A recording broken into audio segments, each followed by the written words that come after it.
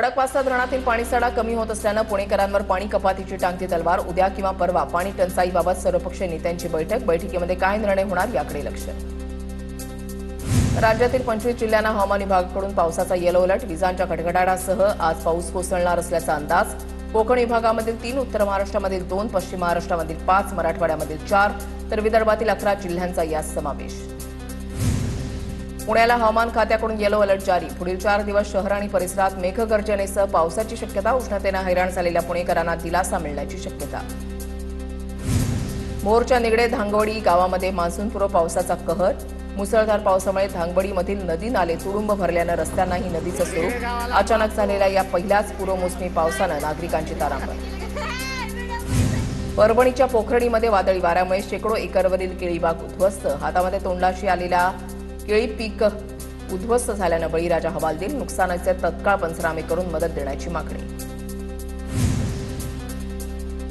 अमृता फडणवीसांबाबत आक्षेपार्ह पोस्ट करणाऱ्याला अटक। मुंबई सायबर पोलिसांकडून पुण्यातून आरोपी वरुण कडणेला अटक। वरुण कडणेनं अमृता फडणवीसांबाबत आक्षेपार्ह मजकूर सोशल मीडियावर प्रसिद्ध केल्याचा आरोप।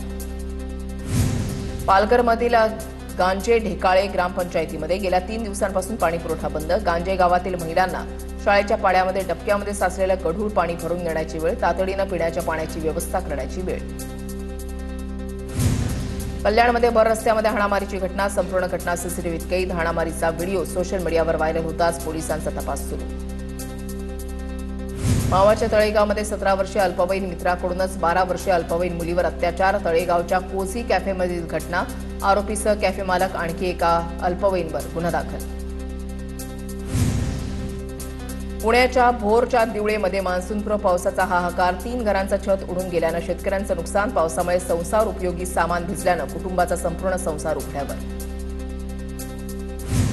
गुहागर तालुक्यामधल्या गोपाळगड किल्ल्याच्या मालकी हक्काचा प्रश्न पुन्हा ऐरणीवर। जिल्ह्याच्या पोलीस अधीक्षकांकडून घटनास्थळी भेट। अफवांवर विश्वास ठेवू नका, किल्ला सर्वांसाठी खुला, पोलीस अधीक्षकांचं आवाहन। भोरच्या महाड मार्गावरील वरंद घाटामध्ये कार आणि टेम्पोची धडक। 1 जण गंभीर जखमी। सुदैवानं जीवितहानी टळली, मात्र दोन्ही गाड्यांचं मोठं नुकसान। मालेगाव कृषी उत्पन्न बाजार समितीमध्ये डाळिंब विक्री करणाऱ्या शेतकऱ्यांच्या पावतीमधून इतर खर्च या नावाखाली सुमारे 3% रक्कम कपात। बाजार समितीकडे चौकशीची मागणी करत शेतकऱ्यांची होणारी लूट थांबवण्याची मागणी।